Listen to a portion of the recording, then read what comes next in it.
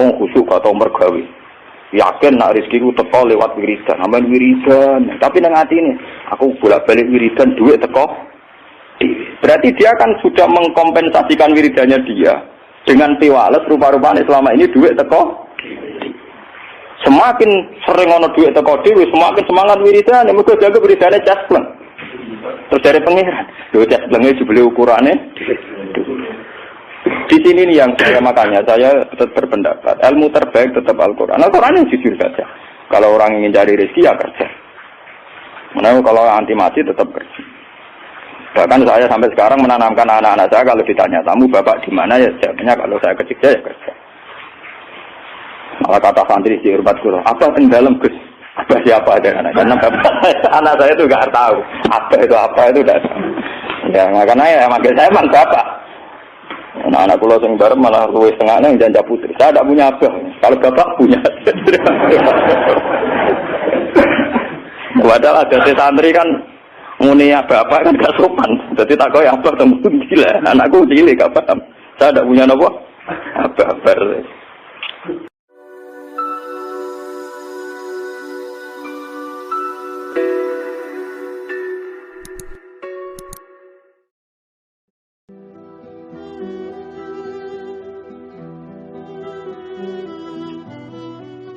Niki termasuk pulau nu gak ada azam gitu. Terus niki pulau mau menasak niki ada pulau tahun wingi.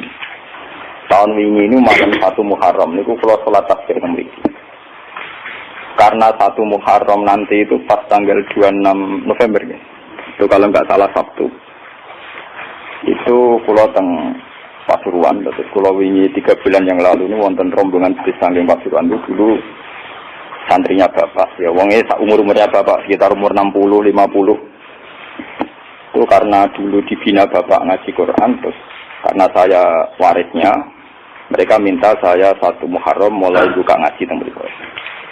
Mereka minta misalnya 1 tahun sekali tidak apa-apa. Terus bahkan nanti nak kalau sibuk, mau nak umur pisan lah pokoknya nanti. Ya, ini kalau turun dia, sih gue tak turun dia. Kalau umur pisan, nanti kalau tapi nanti kalau mengke kalau tetap sholat tasbih terus mangke jenengan jamaah nggih biasa kata biasane. Terus nanti yang buat negara wajib teng dalem mengke kalau sholat tasbih teng mriki kula pimpin.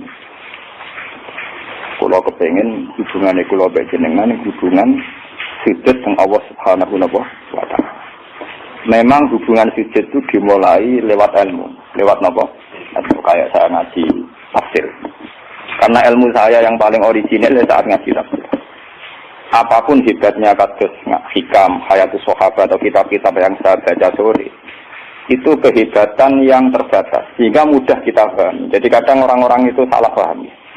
Orang ketika ngaji hikam, ngaji hayatus sahabat, pokoknya kayak ngaji saya sore ini, itu memang orang lebih mudah paham. Karena ilmunya manusia itu terbatas, sehingga orang itu mudah puas.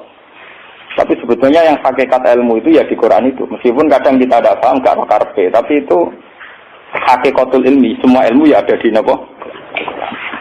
Saya ini pernah khatam hikam, pernah khatam ihya. Beberapa kitab tasawuf pernah saya baca. Itu memang enak dan saya lebih merasa nyaman. Tapi sebetulnya ada hal-hal yang hilang dalam kondisi sosial nyata. Misalnya begini. Rukin melarat itu tidak apa-apa. Itu takdir. Orang roh kota, orang roh rumah sakit, gak roh nomor telepon rumah sakit itu tidak apa-apa. Itu takdir wong khusyuk, wong melarat itu ora rohan. Kayak ada apa-apa. Ini normal-normal saja. Tapi sifat khusyuk ini akan hilang saat ibunya sakit atau istrinya sakit. Ngeterone rumah sakit ya ora di duwe. Dia tulung koncone ya ora dipercaya, tekan alamat rumah sakit ya ora roh telepone. Ya. Nanti status khusyuk dadi hak. Wong ora darani khusyuk tapi napa? Hak. Paham napa? Makanya santri-santri yang ngaji kula tak provokasi. Jadi status khusyuk itu bisa hilang dalam kasus sosial yang makanya saya ini jadi kiai, saya ini mulai dulu terkenal wong alim. Kenapa saya harus kerja di Jogja? Kula niku sadar. Saya misalnya khusyuk, mungkin wong ngelegus kok ngalim ngajine istiqomah. Itu ya begitu. Dalam kondisi normal mungkin saya dipuji demikian. Tapi misalnya anak saya sakit parah atau ibu saya sakit parah. Atau rumah sakit duwe, mobil gak duwe, alamat gak duwe, relasi. Nanti status saya ini bukan orang alim yang istiqomah. Wong Wong napa? Wong nulung ibuke ora kodak, nurut anake ora kok. Di sini ini terus terjadi kesalahan dalam kitab-kitab tasawuf yang benar. Makanya saya mohon yang senang saya, ngaji saya paling inti tetap di Quran. Meskipun Quran itu kadang ana pornografi, cara Gus Dur yen ana pornografi. Itu hal yang nyata. Orang tasawuf itu malu membicarakan pornografi. Tapi kalau Quran biasa saja. Jadi misalnya di Quran itu ada ayat nisa'ukum harsul lakum fa'tu harsakum an-nasib. Bojomu itu tanduran. Kowe nak carane jima, carane ngumpuli nganggo cara paling liar tak karepmu terserah. Itu ya nyata. Karena Allah iso ngilani. Wong lanang sak soleh-soleh tetap duwe nafsu dan jalan menghilangkan nafsu itu libidonya dia harus ditumpahkan. Dan itu yang halal adalah napa Bu? Artinya itu tetap harus dibicarakan. Piye wae sing iso ngekang zina adalah Bu, tetap dibicarakan. Daripada kowe wiridan sawangane ning pangeran, jebule ambek nahan nafsu, paham ya? Terus akhirnya bano nahan nafsu puncake wiridan, Gusti namati nang swarga kula tak nang ngeloni widadari dari pangeran. Lho gak kangen aku jebule. Kangen apa? Widadari oleh kurang ngajar. Artinya ternyata di balik kekhususan dia ada pornografi yang tersimpan. Atau jujur be pangeran dari awal ngeloni Bu. Makanya Imam Ghazali mencontohkan ini contoh-contoh gulatus sufia, orang-orang sufi yang ekstrim. Sama masalah uang juga gitu. Orang khusyuk atau mergawe. Yakin nak rezekiku teko lewat wiridan, aman wiridan. Tapi nang ati ini, aku bolak-balik wiridan duit teko. Berarti dia kan sudah mengkompensasikan wiridannya dia dengan piwales rupa-rupanya selama ini duit teko. Semakin sering ono duit teko dhewe, semakin semangat wiridan, mergo jaga wiridane caspleng. Terus dari pengiran, lho casplenge jebule ukurane. Di sini nih yang makanya saya tetap berpendapat ilmu terbaik tetap Al-Qur'an. Al-Qur'an yang jujur saja. Kalau orang ingin cari rezeki ya kerja. Mana kalau anti mati tetap kerja. Bahkan saya sampai sekarang menanamkan anak-anak saya kalau ditanya tamu bapak di mana ya jawabnya kalau saya kerja ya kerja. Malah kata santri di hormat guru, apa yang dalam Gus? Apa siapa ada anak? Karena anak saya itu nggak tahu apa itu tidak tahu. Ya makanya ya makanya saya emang bapak. Anak pulau yang bareng malah luwes tengahnya yang janda putri. Saya tidak punya abah. Kalau bapak punya. Padahal ada santri kan muni bapak kan gak sopan. Jadi tak kau yang abah temu gila. Anakku cilik gak paham. Saya tidak punya apa? Abah. Dan ini kula cerita. Nanti biar sampean tahu silsilah ilmu saya. Saya ini umurnya sudah 40 lebih. Makanya hidup saya anggap saya mulai sekarang. Ya, dan saya paling sering sholat itu ya sekarang. Itu begini, misalnya ngeten ini yang masalah nyata. Kalau nunggu akhir-akhir ini biasanya ya sinau. Kalau tiap hari di sinau. Cuma akhir-akhir ini lebih intensitas saya lebih sinau. Ketika saya baca hadis termasuk alamatnya kiamat itu banyak zina. Yang kedua itu wayur faul ilmu dan ilmu itu hilang. Ilmu apa? Hilang. Niku kula baca itu di Bukhari di Muslim itu nangis sejadi-jadi. Kula ngereling hadis itu nangis dan saya takut anak-anak saya nanti, anak cucu kita nanti akan mengalami masa kebodohan masalah. Kebodohan masalah misalnya gini ya, nanti kalau ulama gak cerewet kados kula ndak mau ngomong hukum, itu nanti wong kuwalak-walik. Jadi misalnya begini. Ini saya ngomong di mana-mana, terutama sama santri-santri saya ngomong di mana-mana. Dalam kasus maksiat itu ya ada etika. Misalnya orang yang di niklab atau orang yang misalnya yang order orang nakal, itu juga ada aturannya. Misalnya Rukin daftar dulu ya Rukin yang dapat dulu. Setelah itu Mustafa, setelah itu Mas Tri. Nanti yang gelem antri namanya anak baik. Rukin itu anak baik karena mau nopo antri. Nanti yang transaksi dan bayar namanya anak baik. Mergo dekne yo hasil zina yo bayar namanya anak baik. Kuatirku nanti kalau ilmu itu sudah hilang, nanti kemaksiatan sudah ada. Sing ono buat dilem anak baik. Dia tetap zina tapi dilem anak baik karena dia zinanya ya bayar ya mau antri. Paham ya? Orang melihat konser yang pornografi, yang mempertontonkan aurat. Kalau masuknya pakai tiket, namanya penonton baik. Tapi kalau muga-muga tribun gak ada tiket, penonton jelek. Padahal cara Allah sama jeleknya mergo delok porno. Paham? Lho mboten, ilmu itu pasti nanti hilang. Dan itu yang pasti dimaksud Rasulullah wa yurfa'ul ilmu. Ilmu itu nanti hilang oleh etika sosial. Meskipun dalam etika itu terjadi kebobrokan agama. Itu yang paling saya takut.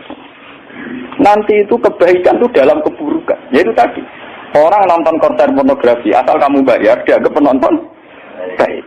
Kamu nonton, kok ngarep dan bayar. Terus tengok-tengok, penonton itu baik sekali.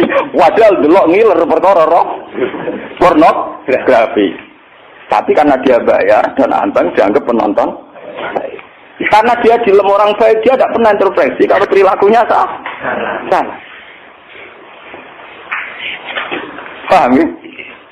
Nanti itu pasti maksudnya Rasulullah itu begitu. Itu di sarah-sarah ada, tapi saya memahami begitu. Nanti pasti hilang.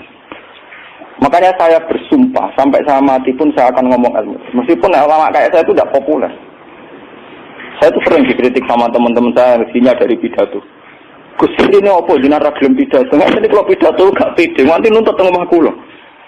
Kita jawab tenan, tidak siap. Ngrugekno kowe lho jawabanku.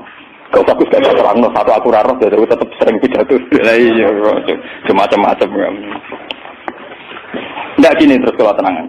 Jadi nanti wayur faul ilmu itu begitu. Ilmu itu akan hilang karena kalah oleh etika. Etika dalam kemaksiatan tadi. Makanya saya pernah punya santri, dia itu punya toko konten. Dia ngeluh ke saya coba. Sebelum Dewi jenengan itu bener. Jadi wong soleh itu butuh nyali. Tapi ini cerita. Pegawai negeri PNS itu kan punya gaji tetap, paham ya? Gaji apa? Rasa tersinggung, biasa wae. Anggap aja ngomong ngarepe pangeran kowe tak gawe itu. Lah kan modal lapor. Itu apa? Yang satu murah. Dia itu punya toko kelontong. Ya itu pegawai PNS kan bulan digaji, paham ya? Guru aja dikit. Lah itu lah. Wonge rokan Gus, cara teori santri yo buka aurat jenenge ro. Tapi tak belajar ku bayar. Jadi tak anggap pembeli yang baik. Sudah jatuh ya rokan kautan ketat tapi pembeli yang baik. Mergo mbak. Kalau ditotok soleh bedina ning musala ning masjid tapi tak belajar. Nah jadi nyulayani kan. Pembeli yang tidak baik. Ulah kan saiki proses. Wong kok dicoba masuk mbek wong soleh. Jadi kamar sing wong soleh mangkelno. Sing wong rapati soleh. Nyenengno. Maksudnya rapati soleh perkara aurate lho, ora perkara PNS lho, perkara napa? Aurate ora salah paham. Mesti protes PNS. Lha iku padha mek pengurus masjid. Pengurus masjid dia sumbangan wong sing terkenal korupsi atau terindikasi korupsi nyumbang 10 juta. Sing tukang iktikaf 10.000 gegere gak karuan. Akhirnya pengurus masjid terbiasa nganggep itu orang baik. Mergo nyumbang 10 juta. Sing tukang iktikaf nyumbang itu ya termasuk ilmu hilang, paham? Nanti itu zaman ngono iku. Mulane kula nu sakniki kula nu sering untungnya kula terkenal ngalim, pancen hikmahe gede. Kuwi mboten urusan sombong, hikmahe gede. Nak ngomong jek ana sing rungokno. Karena pendapat saya itu tidak populer. Mau kalau ora terkenal ngalim, lu orang misoin ke saya semua karena pendapat saya ada napa? Tidak populer, saya sadar. Wong saya pernah pengajian di rumah saya sendiri pas Mauludan. Mungkin ada sebagai jamaah sini yang itu. Orang tetangga saya rata-rata hormat sama saya. Tapi yang kalau di acara tak omong. Wah, acara Gus Pak gak rawo gak enak. Mari Gus Pak nak diundang ya teko. Pokoke dene nak sing undangan ra bayar-bayar ku teko. Tapi nak sing bayar ora teko lawat itu. Tak omong. Wah, aku nak di acara. Nak nganggur ya teko nak ora rapopo. Pokoke nak sing demi anak bojone ra teko malah apik. Iku ajaranku. Omong saking kepenginku gak ganggu masyarakat. Tapi uangnya tetap segan gitu, tetap teko. Tapi tak umum, saya tidak tersinggung. Andaikan sampean tidak. Nah ini kalau terus balik. Terus yang ketiga contohnya gini. Kiai ku kados kiai kados kula nu lebih nyai 5 tahun, bapak wafat 2005. Mumpun mangkel tenan. Cara ra eling Quran mangkel. Masyarakat yang anaknya setengah idiot atau yang dianggap gak pati pinter itu di pondokno. Nating iki yo bagus.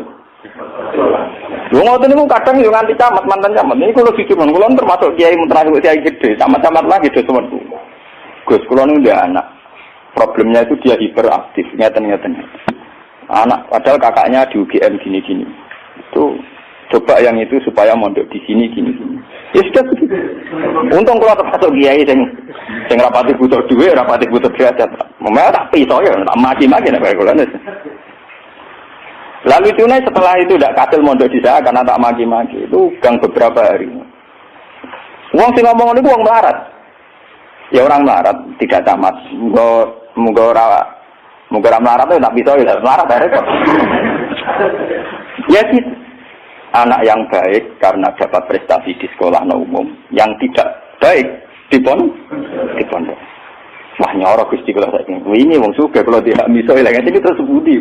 Kan etika keulamaan kan bisa wong melarat ora oleh. Nah Gus Lok oleh. Jadi nak misoi ora oleh. Nah Gus Lok napa? Iya, beda kan misoi napa? Jadi ono. Setelah itu yang menyelamatkan hati saya itu satu, yaitu tadi. Kenapa di Al-Quran diulang-ulang innalladzina amanu wa amilus sholihat. Jadi sebetulnya beginilah, ini yang peringatan ya bagi teman-teman yang mungkin di sini ada PNS, ada orang-orang yang biasa punya selera elit. Cobalah Quran ini dihidup-hidupkan lagi, amanu wa amilus sholihat. Dalam teori Quran pokoknya yang baik itu ngamal soleh. Jadi misalnya saya sebagai orang alim di Pondok Ruhin. Dia sudah misalnya idiot, melarat, aneh-aneh. Di Pondok Mastri misalnya, terus melarat, aneh-aneh. Pondok Mustafa, melarat, gak pahaman misalnya. Kalau dalam teori pendidikan modern, di mana butuh bibit unggulan, ini itu gak masuk semua. Karena sudah ada bayar, idiot, ngawur, aneh-aneh gitu. Itu kan repot. Wah, itu kan repot. Jadi kamane santri kok Mustafa yang tenegi, wes ora tau salam tempel lah kok kiai ini ra salat qobliyah, kiai ora salat apa? Qobliyah. Gremeng dek mesti gak trimo dek napa? Duwe kiai kok ora salat apa? Qobliyah. Misale tak turuti salat qobliyah, kok ora badi apa dia karepe kiai ku ideal. Ngaku karepe dhewe. Padahal kiai ini kesusu ora badi qobliyah mergo ape nak mergawe ngurusi dekne terus kelaparan. Nah ini contoh. Nanti suatu saat ada era, sekarang juga mulai. Sekolahan yang hebat adalah sekolahan yang luar biasa dengan makna santrinya IQ-nya bagus. Siswanya IQ-nya bagus. Pola sosialnya bagus. Pembayarannya yang nomor penting gini Bu.